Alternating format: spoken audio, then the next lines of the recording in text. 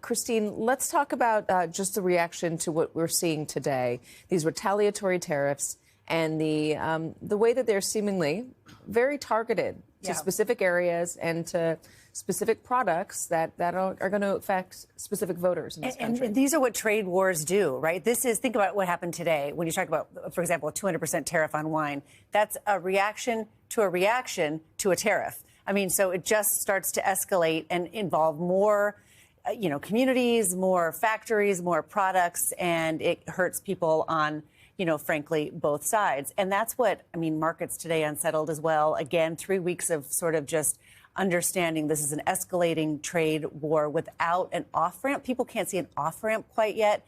And they know what the president wants to do. He wants to return domestic production to what he sees as a pre-NAFTA glory. But that will be very, very difficult and can take an awful lot of time. And this is a lot of experts say this isn't the way they would go about it in the first place. There's also questions of whether that can even be achieved. You can even create a golden age for America by making us more nationalistic and by rehoming all these companies. Ben Shapiro was talking to his 7 million podcast listeners saying that this doesn't make any sense. Every country that has attempted this has found themselves in worse economic shape. He mentioned China, he mentioned Russia, and there were a couple of others. There was this also from the New York Times today that I thought was really interesting. This is from David Sanger. This is on the previous tariffs that Donald Trump imposed in 2018. The raft of studies that followed showing that the country lost tens of thousands of jobs, upward of 75,000 jobs by one study in the industries that were dependent on steel and aluminum. So Donald Trump's talking about trying to bring jobs home. The last time he tried this, Catherine, he lost a lot of jobs. Yes, and that was foreseeable then. It is foreseeable again this time around because there are many more downstream jobs that are dependent on consumption of steel as inputs than there are jobs that are dependent on production of steel. Automakers, appliance makers, all sorts of other manufacturing firms, which Trump also claims to be supporting. Look, the best case scenario for tariffs, the best possible outcome, and I am well known as a tariff skeptic, is that, sure, we pay a little bit more for foreign products, but maybe we increase some manufacturing here and get a few thousand additional manufacturing jobs.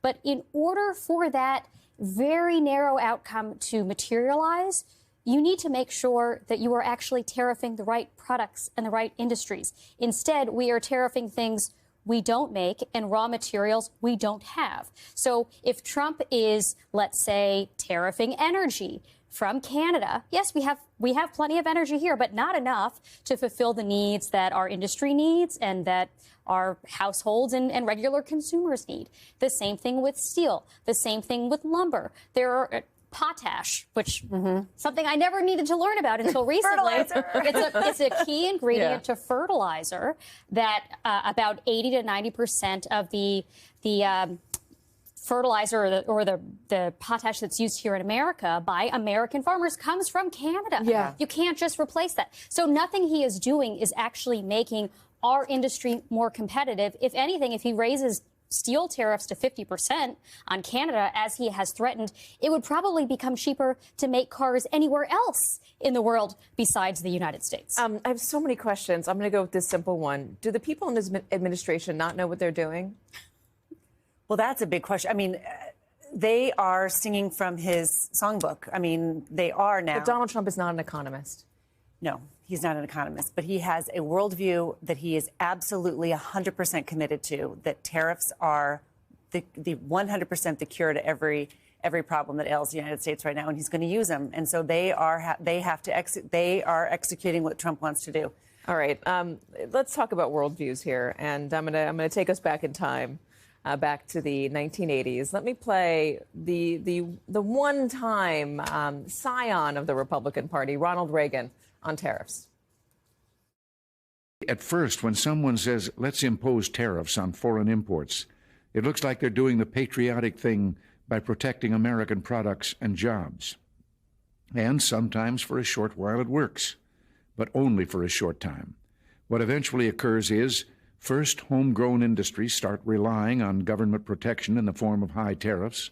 They stop competing and stop making the innovative management and technological changes they need to succeed in world markets. And then, while all this is going on, something even worse occurs. High tariffs inevitably lead to retaliation by foreign countries and the triggering of fierce trade wars. The result is more and more tariffs, higher and higher trade barriers, and less competition. So soon, because of the prices made artificially high by tariffs that subsidize inefficiency and poor management, people stop buying. Then the worst happens. Markets shrink and collapse, businesses and industries shut down, and millions of people lose their jobs. Back before there were teleprompters. Charlie, does the Republican Party still believe in that worldview? It was once the only worldview the Republican Party had. Well, they should believe in that worldview. Ronald Reagan was absolutely right about this. I mean, how hard is this to understand that these tariffs are going to be inflationary? They're going to raise prices. And by the way, tariffs on Mexican produce at this time of year is going to raise food prices. I mean, Canada, how many times do we have to explain that the privileged few will be protected at the expense of the many? Canadian aluminum, is a packaging material in many cases. You wrap a little Hershey Kiss in aluminum foil, beer and soda cans. I mean, this is not hard to understand. As Catherine pointed out, there will be so many more jobs lost in manufacturing in this country that use steel and aluminum and other ingredients and commodities than we will save in the protected industries. This is so basic. It will be so destructive to American manufacturing and agriculture. During Smoot-Hawley back in 1930, global trade was $3 trillion. It shrank to about $1 trillion. We've been through this before. We've seen these effects. And by the way, in the 1930s, I believe we ran trade surpluses, but nobody seemed to really care because the unemployment rates were around 20%. So that's the problem we're dealing with. We're going back to the 1890s or the 1930s trade policy, which failed. Yeah. And by the way, Reagan ended that by saying that he remembers the 1930s, and that's why he's in office now, saying that tariffs are a bad idea. But you're in Pennsylvania, Charlie, so speak to your voters there, because a lot of them voted on this idea that Donald Trump was going to fix the economy, right-size it for them, for their industries, for what they had lost over the past 3-4 decades to NAFTA. Yeah, a lot of people in Pennsylvania are a lot more sophisticated than maybe some Washington politicians give them credit for. They're done crying over the steel industry. I'm from a steel family. My dad was 30 years in the industry. There's a lot of misplaced nostalgia.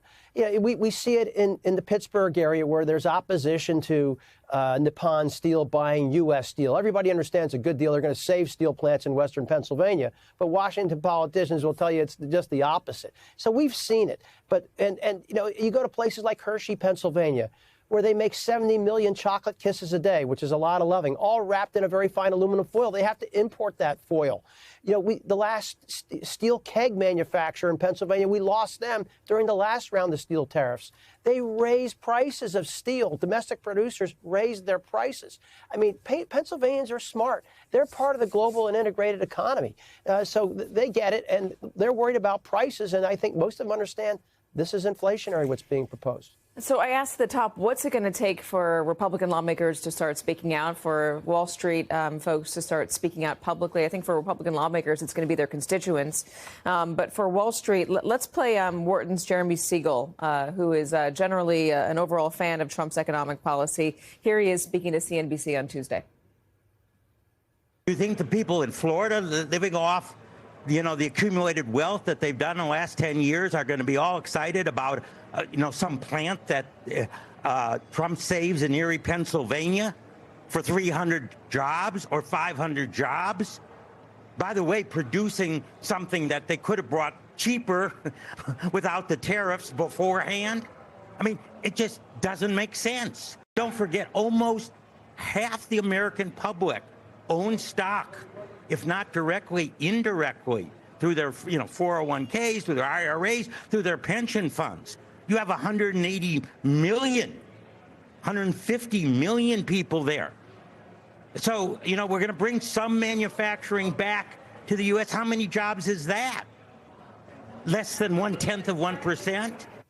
The Wall Street Journal reports it's going to take some CEOs of the big banks a market fall of 20% or 40% for them to start speaking out.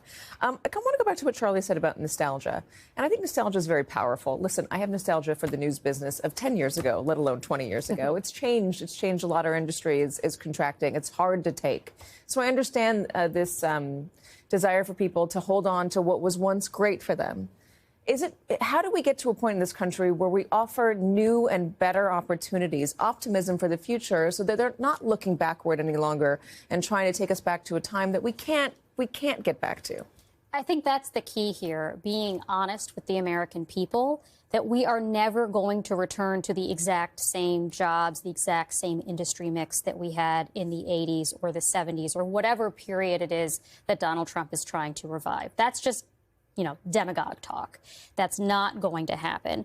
And that's okay. You have to take care of the people who are in transition, right? You're not going to get them back those jobs, but you need to give them various kinds of safety net support and training and other opportunities. And being honest about that and coming up with a real transition plan, that's the fix. It's not lying to them. And that's the hard part. That's the hard part. And look, in many cases, the jobs that we are nostalgic for were not always so great. I mean, a lot of these jobs in manufacturing and in coal mining led to a lot of physical health problems and black lung and various other things that we don't even talk about. So we shouldn't even be aiming, I think, to revive those kinds of jobs. We should be aiming to revive jobs or to create jobs in any event that help people, not necessarily requiring lots of postgraduate, education, but help people get a solid middle class lifestyle and safe working conditions. And also tell them that their kids are going to do better.